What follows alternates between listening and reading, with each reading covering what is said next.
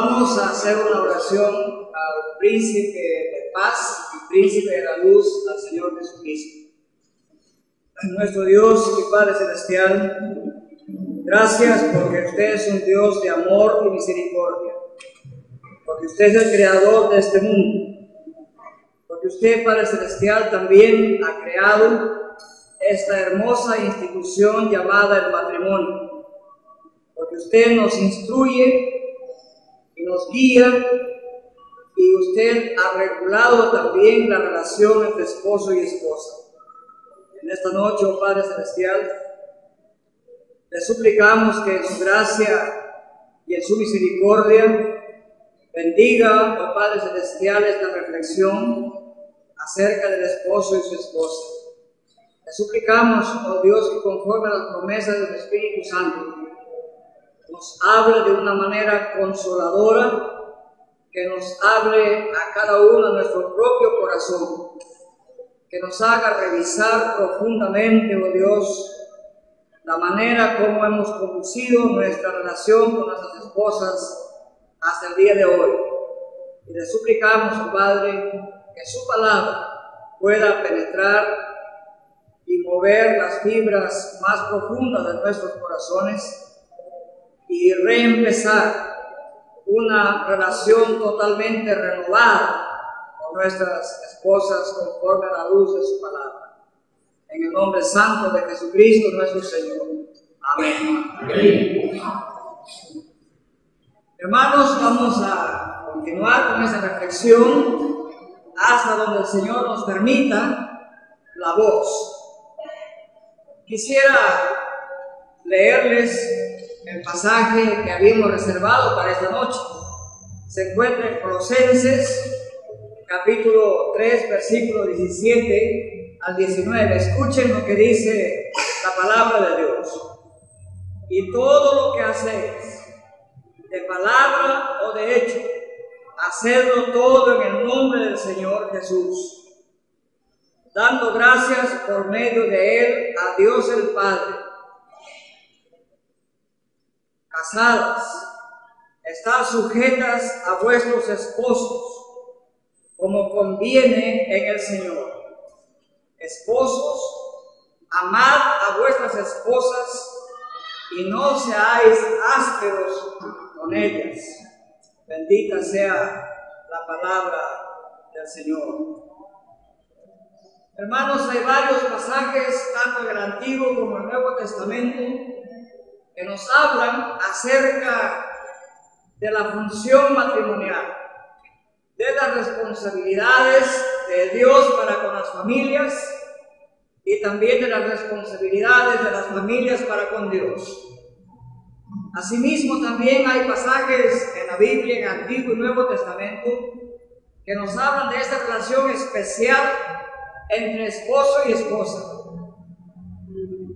Y es que el matrimonio, queridos hermanos, es una de las 5 instituciones universales que Dios estableció al propio inicio de la creación.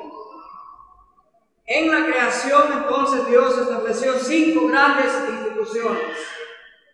En primer lugar, el Señor estableció el matrimonio, cuando Él bendijo a Adán y Eva y les dijo: fructificad y multiplicados.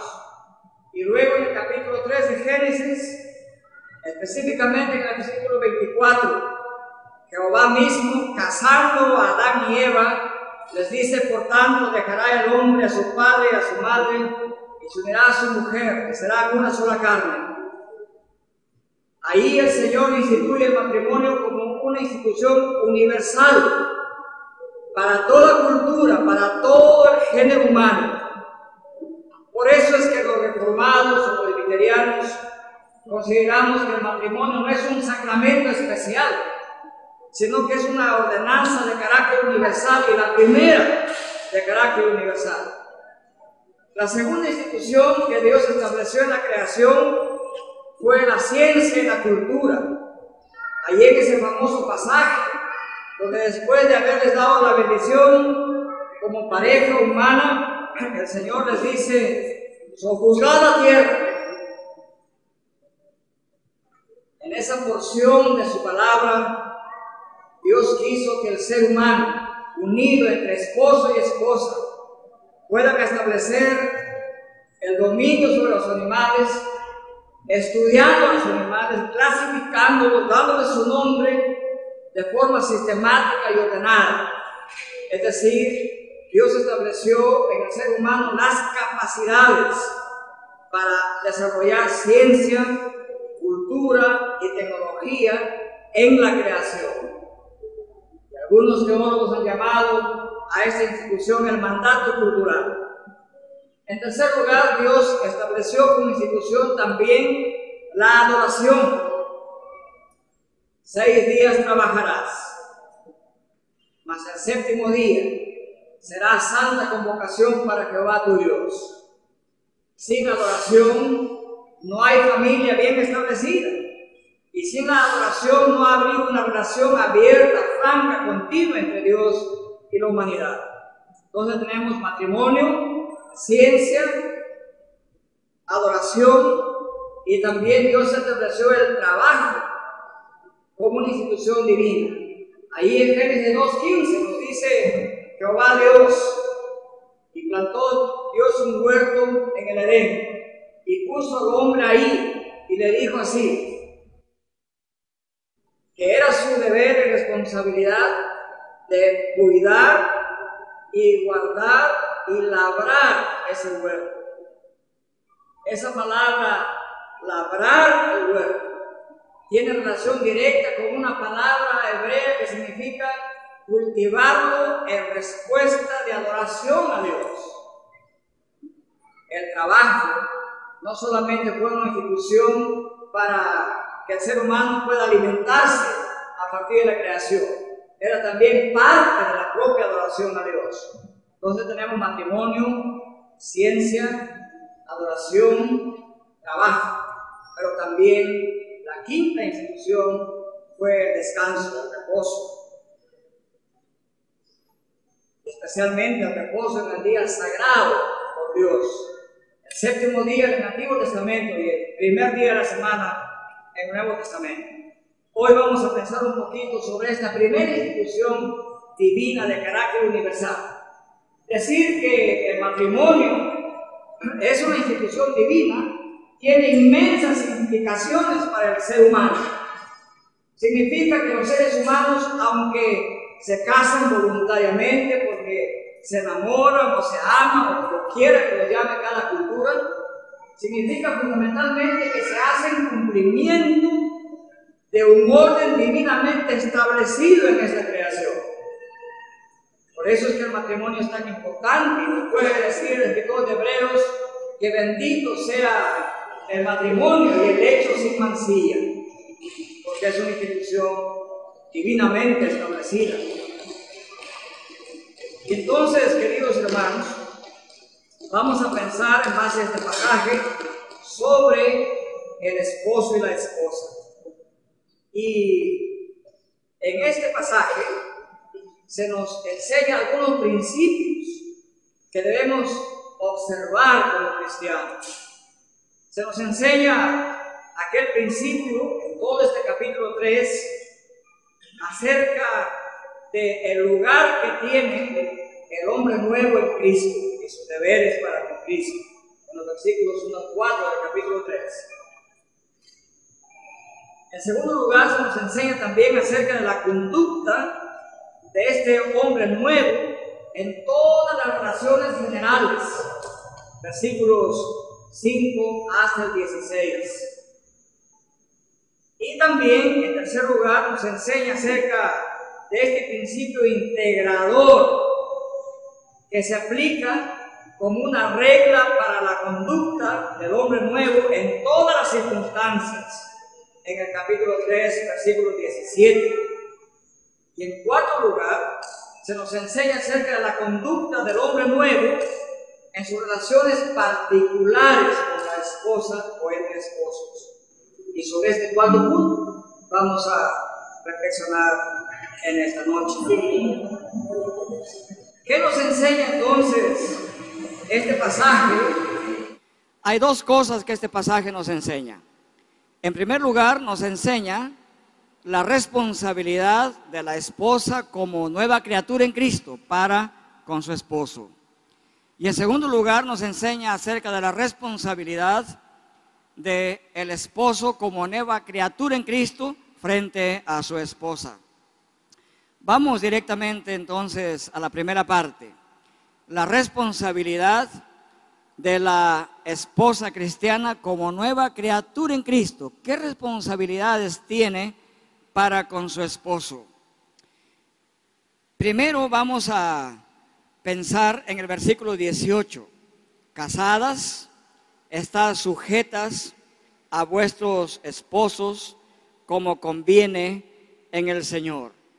Por supuesto que en este contexto moderno, la palabra sujeción o sumisión casi es una mala palabra, especialmente si usted fuera una dama feminista y si usted fuera un hombre machista, sería la palabra que más le gustaría. Pero la Biblia no habla en esos términos. Cuando la Biblia habla de estos temas, aún no existía la ideología feminista ni la ideología machista en el sentido que en el día de hoy existen. Entonces busquemos en primer lugar qué es lo que no significa esta idea de sujeción. Si entendemos bien lo que no significa, podríamos entender mejor lo que sí significa. Y hay 4 cosas que no significa esta sumisión. En primer lugar, la sumisión no significa una subordinación esclavizante a la tiranía de un jefe perverso. Eso no significa la sumisión. El texto señala que la esposa tiene la responsabilidad de someterse a su esposo. ¿Qué significa esto? Que esta es una responsabilidad que Dios le otorga a la esposa. No es algo que el esposo le asigna a su esposa. Es algo que directamente Dios y Cristo como cabeza de la iglesia, dirigiéndose a las hermanas en Cristo, Cristo mismo le asigna esta responsabilidad. No es una responsabilidad que el hombre le asigna a la esposa. Eso es bien importante entender eso. Entonces, no significa que el esposo tenga que exigir forzadamente la sumisión de su esposa. Es algo que Cristo le otorga a su esposa.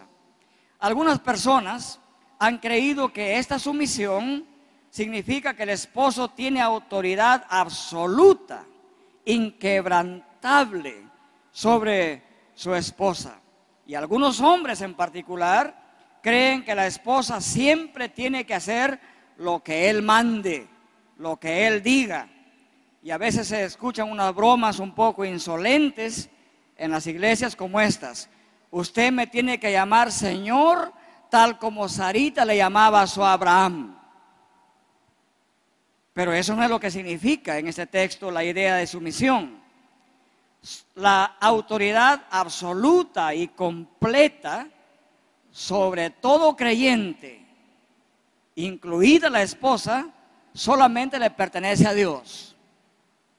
El esposo no puede usurpar esa autoridad.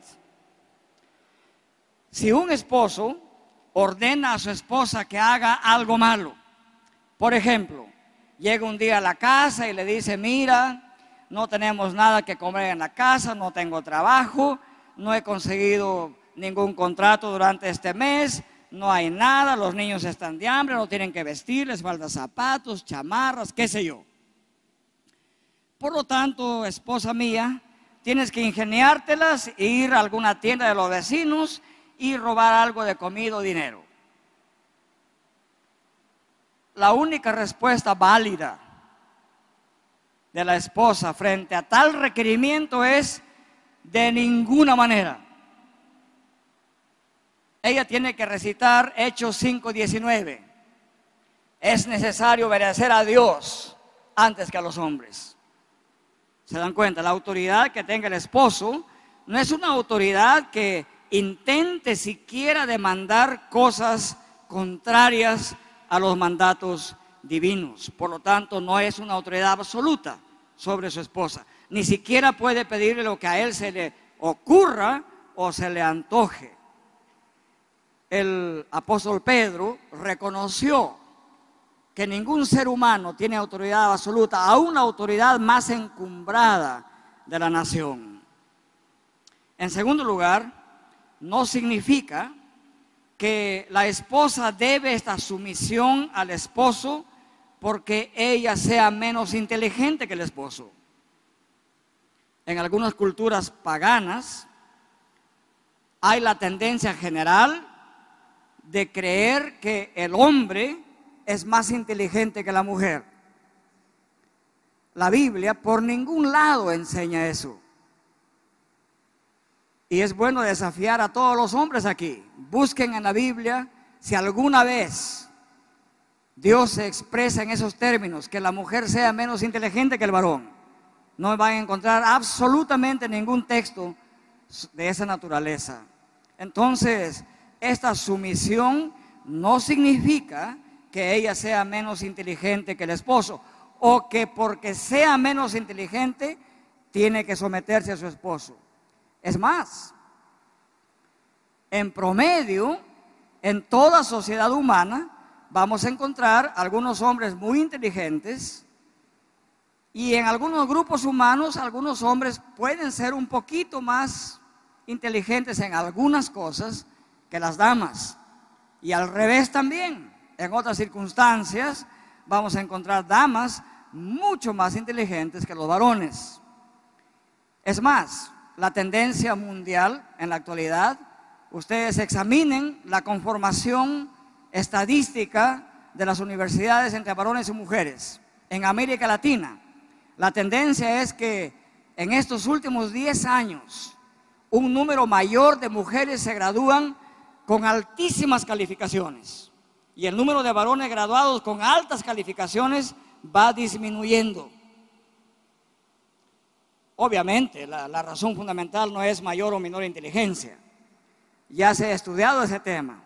Y una razón muy importante es que los hombres se han vuelto más ociosos, menos diligentes. Y entonces hay toda una suerte de corriente pagana entre los hombres de que quieren invertir los roles. Son ellos los que quieren ser mantenidos por sus mujeres. Y entonces se vuelven un poco, decimos en el Perú, más holgazanes, más halaganes.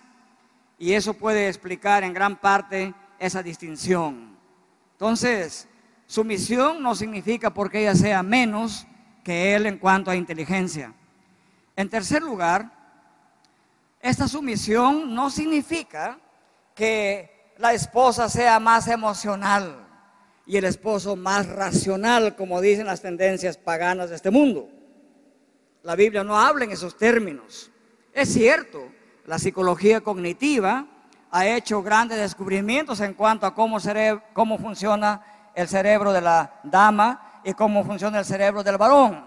Hay ciertas diferencias, por supuesto, que aún científicamente ya se reconocen, especialmente en el campo de la neurociencia. Pero eso no es suficiente para justificar diciendo que puesto que ella es más emotiva, que porque es más llorona, entonces necesita siempre un brazo protector. Es un argumento que tiene cierta racionalidad, pero muy cuestionable.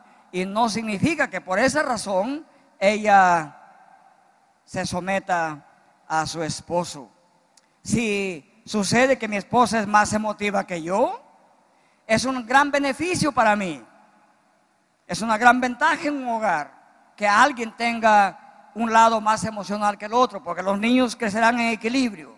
No crecerán solamente generales mandones, sino también crecerán varones que saben expresar sus sentimientos, que saben expresar sus emociones y que pueden controlar sus emociones.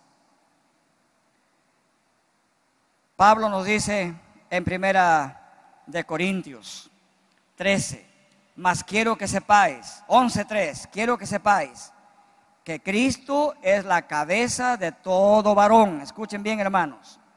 Cristo es la cabeza de todo varón y el varón es cabeza de la mujer, y Dios es la cabeza de Cristo. Esto quiere decir lo siguiente, que en tercer lugar, no significa que la esposa se someta al esposo porque ella tiene menos valor que el varón, sino que tiene que ver con una estructura funcional que Dios ha establecido aún en la propia Trinidad y aún en la propia relación entre Dios y su iglesia. ¿Cómo funciona esta idea de una subordinación funcional en la Trinidad? Funciona así. Jesucristo es el Hijo, ¿verdad? Jesucristo no es el Padre, no es el Espíritu Santo, es el Hijo. El Padre no es el Hijo, el Padre no es el Espíritu Santo. El Espíritu Santo no es el Padre, el Espíritu Santo no es el Hijo, ¿verdad? Pero claramente en toda la Escritura hay una relación administrativa o funcional según la cual el Padre es el personaje principal, Jesucristo está funcionalmente subordinado al Padre y el Espíritu Santo está funcionalmente subordinado al Padre y al Hijo. Por eso Jesucristo puede decir en Juan 14 y en Juan 16, cuando yo me vaya, yo enviaré al Consolador, al Espíritu de verdad. Y luego la Biblia enseña que el Padre envía al Espíritu de Dios. En otras palabras, hay una relación administrativa, funcional, de subordinación. No significa que Cristo sea inferior al Padre, ni en eternidad, ni en gloria, ni en deidad. Los tres son coeternos. Los tres tienen la misma divinidad y a los tres se los adora con la misma gloria y con el mismo honor. Son coiguales en eternidad, en poder y en deidad. Y sin embargo, hay una relación administrativa o funcional de subordinación. A esto hace referencia el pasaje aquí. Quiero que sepáis que Dios es la cabeza de Cristo. Cristo es la cabeza de todo varón y de toda la iglesia. Y el varón es cabeza de la mujer. Entonces, no es que la esposa tenga que someterse al esposo por un asunto de inferioridad, sino por un asunto de funcionalidad, de una estructura administrativa que el Señor en su sabiduría infinita ha dado en esta creación y particularmente en la institución matrimonial. Eso es importante que especialmente los varones la entendamos bien. Entonces, ahí están las razones de lo que no significa esta sumisión. Significa entonces que la esposa está bajo el liderazgo del esposo por un asunto de orden divino, así establecido. Y si ustedes miran toda la creación, Dios ha establecido un orden que está ahí, que lo podemos estudiar. Posiblemente alguna vez no nos guste ese orden, pero ahí está ese orden. Júpiter no es la Tierra y no está en la misma posición ni en la misma distancia. Y si es que hubiesen otros universos más allá del que más o menos conocemos, también tiene su orden. Y los planetas giran en un orden. Puede ser que no nos guste, no nos convenga, aparentemente, pero Dios ha creado un mundo ordenado. El matrimonio no es una excepción, es una estructura bien elaborada, bien regulada por Dios, con un orden bien establecido también por Dios. Entonces, todo esto no significa la sumisión. ¿Qué significa entonces este hecho de la sumisión? Es importante estudiar el texto original. La palabra sujetar, así traducida al español, si uno examina bien el texto original, es una palabra de uso militar, por supuesto. Significa arreglar, en primer lugar, y en segundo lugar significa arreglar según un orden, bajo un orden.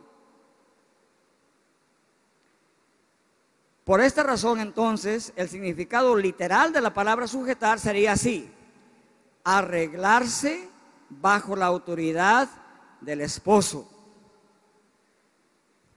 ordenarse bajo la autoridad del esposo. Vamos a ilustrar esto de la siguiente manera. ¿Qué significa esta sumisión de la esposa a su esposo? Como es una palabra que se usa en el ejército y viene de corte militar, podríamos decir que el esposo es como el coronel y la esposa es como un teniente coronel. Frente al soldado, ambos tienen autoridad sobre el soldado, ¿verdad?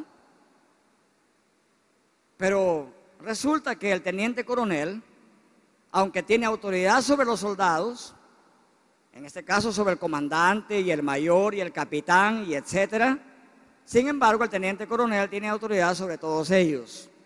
Ambos tienen posesión de autoridad, pero la autoridad no es exactamente la misma, siempre hay un orden gradual. Esto significa que en el hogar ambos tienen autoridad sobre el hogar, pero la autoridad funcional es distinta. Resulta que la jefatura principal, la responsabilidad de liderar, la responsabilidad de sostener, la responsabilidad de guiar, de instruir, de proteger, etcétera, es responsabilidad del varón. Y con toda seguridad, hermanos, si los varones creyentes desempeñaríamos nuestra función de liderazgo como Cristo lidera a la iglesia, nuestros hogares serían muchísimo mejores de lo que son.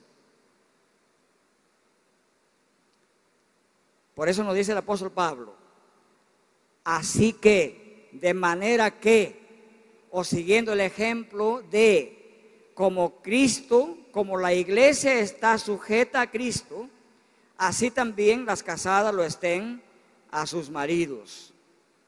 Como la iglesia está sujeta a Cristo. ¿Se imaginen ustedes a una iglesia concebida como novia o esposa de Cristo, que constantemente desobedezca a Cristo? No sería posible ser iglesia.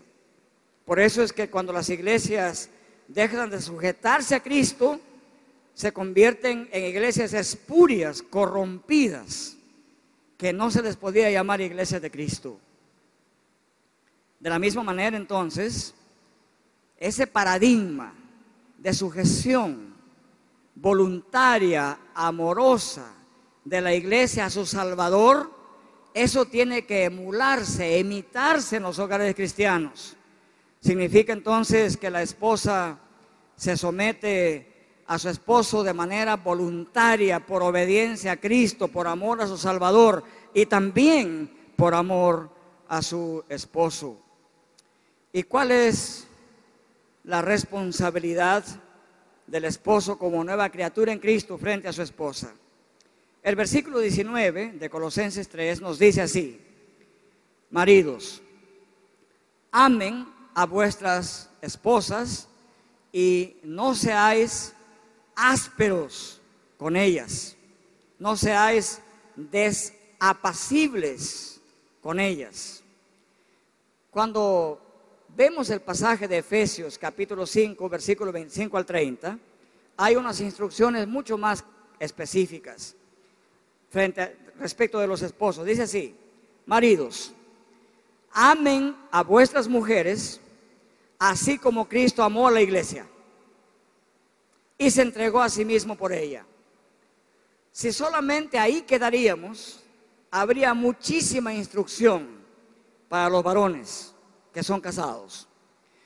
Y si solamente leeríamos ese pasaje y nada más, estoy bien seguro que cada varón casado aquí se haría un examen profundo de su corazón, de su conciencia y de toda la trayectoria de cómo hemos tratado hasta aquí a nuestras esposas.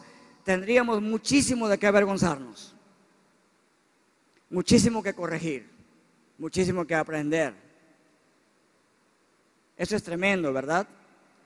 Dice: amen a vuestras esposas de la misma manera que Cristo amó a la iglesia.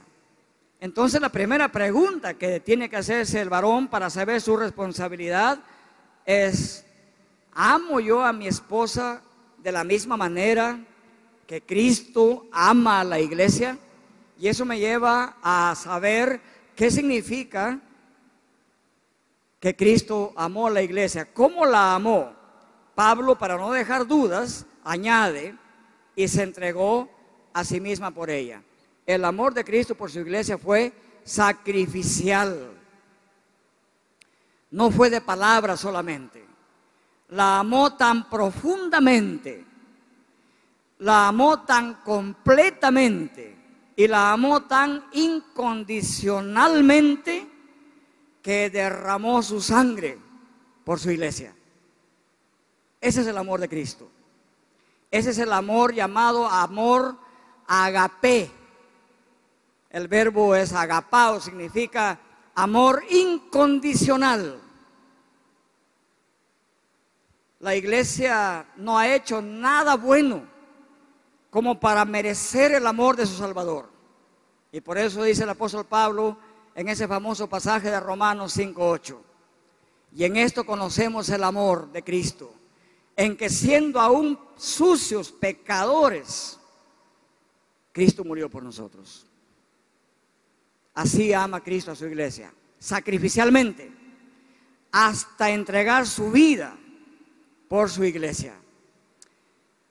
Al contrario, esto significa que si un hombre creyente o que dice que es creyente no puede amar a su esposa de esta manera, como Cristo la amó, sacrificialmente, incondicionalmente, protectoramente, redentoramente, si no podríamos amar a nuestra esposa de esa manera, no tendríamos ningún derecho de exigir sumisión, porque la sumisión no se exige, para empezar. Es una responsabilidad que Dios le ha otorgado a nuestras esposas. Y claro, Pablo habla más cosas aquí. Nos dice, no solamente dio su sangre por su iglesia, sino que tenía un objetivo claro, elevado, sublime. ¿Para qué hizo Cristo eso? Versículo 27 de Efesios 5: para presentársela ante sí mismo como una iglesia gloriosa, resplandeciente, llena de gloria, alegre, contenta. Esa es la idea. Una iglesia que no tenga ninguna mancha, impecable, sin arrugas, bien planchadita, o sea, como una novia impecable. Así amó Cristo a la iglesia y para eso dio su sangre. Todo el esfuerzo sacrificial, emocional, económico, financiero, vivencial del hombre por su mujer es para que ella sea así como la iglesia, impecable. ¿Verdad, varones, que esto nos avergüenza, cierto? ¿Sí o no? Porque no amamos así a nuestras esposas cada día, ¿o me equivoco? Si ustedes son hombres como yo, y como Pablo, y como todos los hombres cristianos, en esta noche tenemos mucho que confesar, mucho de qué arrepentirnos, ¿verdad? Porque no hemos amado a nuestra esposa de tal manera o de la misma manera como Cristo ama a la iglesia. ¿Qué significa entonces amar a la esposa? Hay dos cosas que no significa. No significa que solamente tenemos que darle cosas temporales. Y no significa solamente que hay que ser fieles a nuestra esposa. Algunos hombres, cuando las esposas le preguntan y le dicen: oye, Alfonso, ¿me amas? Este Alfonso le da un largo discurso de defensa diciendo: sí, te amo, porque mira, yo te compré 10 zapatos el año pasado y te compré un carrito y claro que te amo. No solamente se trata de cosas materiales, por supuesto que eso es importante y no podemos descuidar ese aspecto material, pero no solo significa eso. En segundo lugar, no significa ser fieles y nada más. Cuando la esposa pregunta al esposo nuevamente, ¿me amas? ¿Me eres fiel? Algunos esposos dicen, por supuesto que soy fiel. Mira, ya tengo 70 años y no me has visto buscando a otras mujeres, ni me has visto mirando a otras damas. Por supuesto que te amo, te he sido fiel. Y hay que alabar a ese hombre. De hecho, si eso es verdad, es un hombre que ha sido fiel. Pero muchas veces está olvidando muchas otras cosas que él debe ser y hacer, más allá de proveer y de ser sentimentalmente fiel. Una vez dicen que a un hombre su esposa le preguntó con mucha frustración y le dice, Pablito, ¿me amas? Y él le dice, claro, vieja, que te amo, ya te lo dije. ¿Te acuerdas cuando fuimos al municipio y me preguntó ese alcalde si te amaba? Y dije, claro, yo te amo, Cristina. ¿Por qué me preguntas otra vez? Si un día quisiera hacerte infiel, te lo voy a decir cara a cara. Eso es lo que dijo Pablito. Pero esto no es lo que enseña la Biblia cuando habla acerca de los esposos y la responsabilidad de amar a su esposa. Esta responsabilidad de amar puede ser cumplida de una manera muy pasiva, muy fría y a veces frívola incluso. Es decir, amar a nuestra esposa no es algo natural. Amar dando cosas de vez en cuando, un besito y un abrazo de vez en cuando, eso es posible. Pero la Biblia no se refiere solamente a eso. La Biblia, cuando habla de amar, se refiere a la persona que está pendiente de la otra constantemente.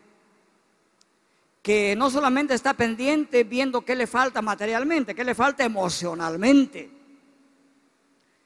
En el Perú tenemos varias culturas, costa, sierra y selva. En algunos lugares, aún los esposos cristianos llegan a la casa después de trabajar y dicen, mira Chinita, Chinita le dicen a las esposas, mira Chinita, he trabajado 12 horas, estoy de hambre, por favor sírveme rápido, para que ese niño no grite y que el pollo esté por afuera, y etcétera. Y uno se pregunta, como Cristo amó a la iglesia, ahí no se ve nada de eso, ¿verdad? Se entregó a sí mismo por ella. Él no se está entregando a sí mismo por ella, está pidiendo primero comida para él. No tiene una palabra que diga, esposa, ¿cómo te sientes? ¿Cómo estás? ¿Te puedo ayudar en algo? No se remanga las mangas y comienza a limpiar el piso o a hacer algo para agradar y descargar un poco el tremendo trabajo emocional y físico que la esposa ha tenido con los niños y con las cosas, y además de todo eso, cocinar para este sinvergüenza que llega solamente a exigir comida, ¿verdad? Hay que hablar claro. Siempre he dicho, donde voy, es mejor hablar claro. Siempre corremos el riesgo que nunca más nos inviten, pero es mejor decir claro. Y es mejor que un hombre diga esto a los demás varones, porque eso pasa en nuestra cultura peruana. Y probablemente pase también en estas culturas de estas tierras. Pablo dice a Timoteo en el capítulo 3, versículos 2 al 4, conviene pues que el obispo, el anciano, sea irreprensible, marido de una sola mujer, solícito, equilibrado, de buena compostura, hospedador, apto para enseñar, etcétera.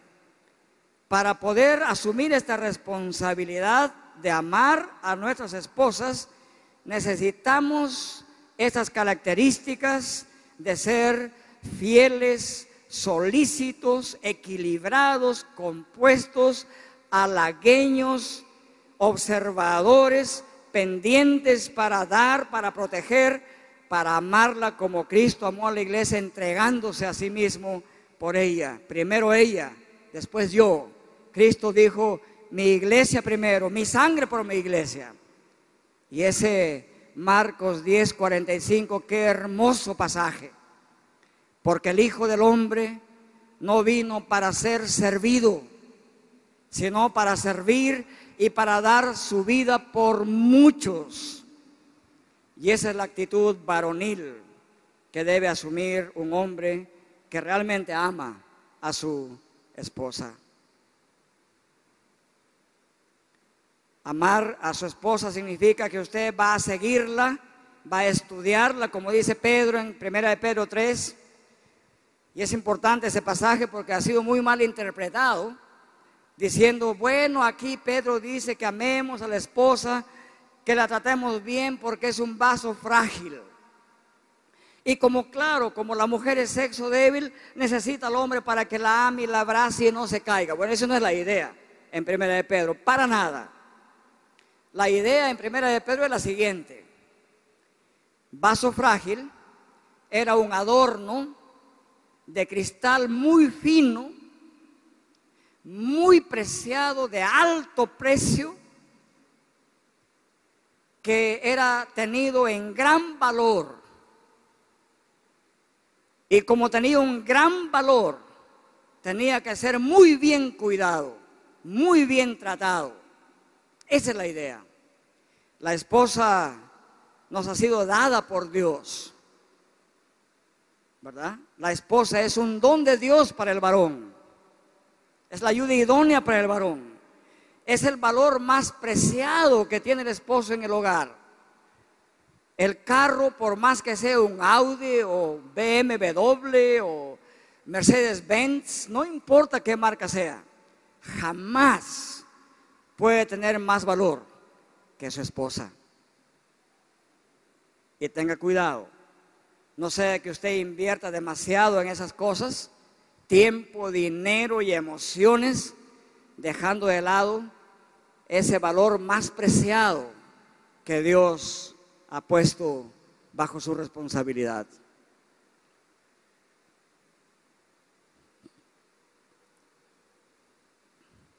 La Biblia nos habla del amor no solamente como una emoción, aunque muchas veces ciertamente el amor va acompañado de emociones. Amor es una palabra de acción, es un verbo siempre activo en las Escrituras. Y a veces se usa en imperativo, presente imperativo. En la Biblia, cuando se usa el presente imperativo, significa que es algo que hay que repetirlo una y otra vez, una y otra vez. Por ejemplo, cuando Mateo 5:44 nos dice, amad a vuestros enemigos, está en presente imperativo. Significa amar tantas veces como sea necesario. Y como le dijo Cristo a Pedro, no solamente 7 veces, 70 veces 7. O sea, constantemente, una y otra vez. Cuando Pablo dice, amad a vuestras esposas, es un amor continuo, constante, sigiloso, vigilante, siempre en actividad. No es nada pasivo. Probablemente, a veces, uno no sienta la emoción de amabilidad. Probablemente no se le remuevan las entrañas de emoción por el enemigo. Pero a eso nos manda Dios, amarlo constantemente. Y lo mismo exige Cristo de nosotros para Él. En Juan 14:15 nos dice Jesucristo, si me amáis, guarda mis mandamientos. Acción. No dice, si me amáis, grita diciendo, alabado sea el Señor. No, si me amáis, guarda mis mandamientos. Acción. Porque de tal manera amó Dios al mundo.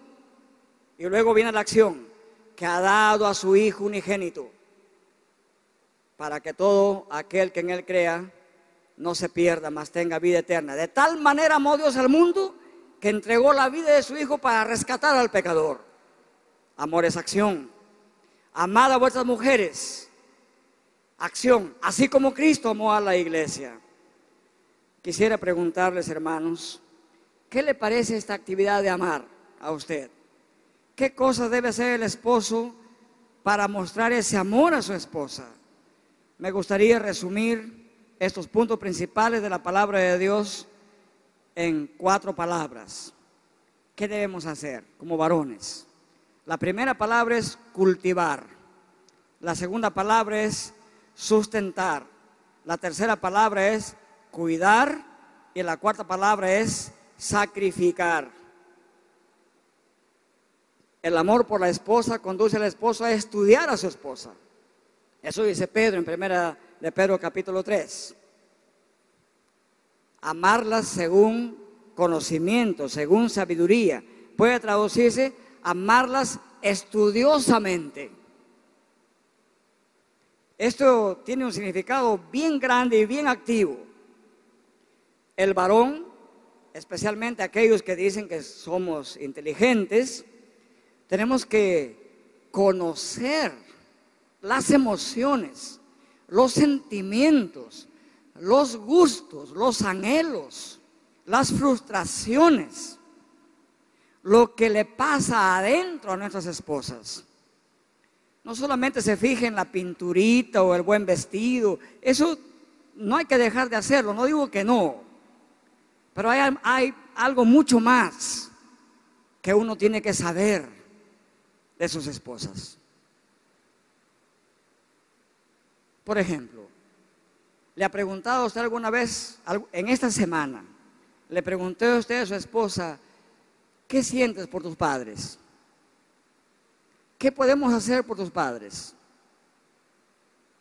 Probablemente algunos lo han hecho, gracias a Dios, si así fue. ¿Le ha preguntado alguna vez qué frustraciones te agobian más? Pocas veces hacemos eso, ¿verdad? No tiene que ser un consejero especializado, pero son cosas tan bíblicas, son cosas tan claras en la palabra de Dios que los hombres tenemos que practicar.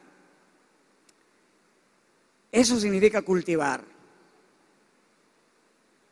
Eso es lo que hace el ganadero con su vaquita o su puerquito o torito o caballito. Se va y lo acaricia y lo abraza y lo revisa para ver qué tiene y se preocupa, etcétera, etcétera.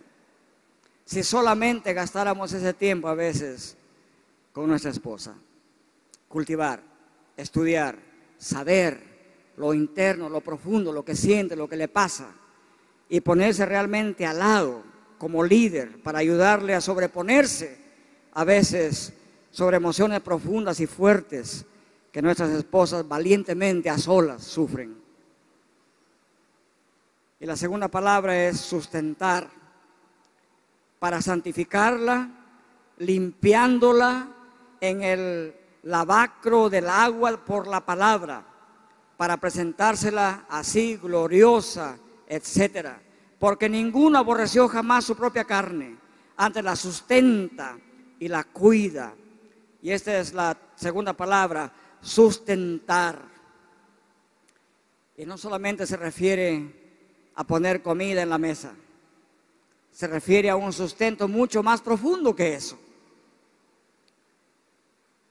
Es importante aquí entender que sustentar es una palabra que significa criar, significa dar de comer. En vez de pedir que le den de comer, ¿verdad? Criar, dar de comer. Esto se puede trasladar al reino emocional como ese aspecto de cuidar de ella, de permitir que se desarrolle también ella, permitir que desarrolle sus dones, permitir que ella también avance intelectualmente, que avance amicalmente, que mantenga relaciones con las demás hermanas, que tenga la libertad de poder reunirse y conversar y crecer espiritualmente. Ya te vas otra vez a esa reunión. Estas damas, 3 horas has esperado ahí. No, hermanos. Nuestra esposa necesita ser cultivada, ser sustentada también en ese sentido. Y la tercera palabra es cuidar. Antes la sustenta y la cuida, como también Cristo a la iglesia. La palabra cuidar en el idioma original significa calentar o ablandar algo mediante el calor.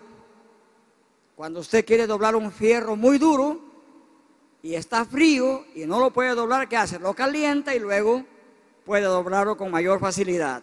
Esa es la idea. Con frecuencia esta palabra se usa para describir la acción de un ave que está cuidando a sus polluelos los cubre, los calienta, los protege con sus plumas. Si usted va a amar a su esposa, tiene que manifestar ese cuidado, el abrigo personal, emocional. Es tan importante como que todo esté en orden financieramente en la casa.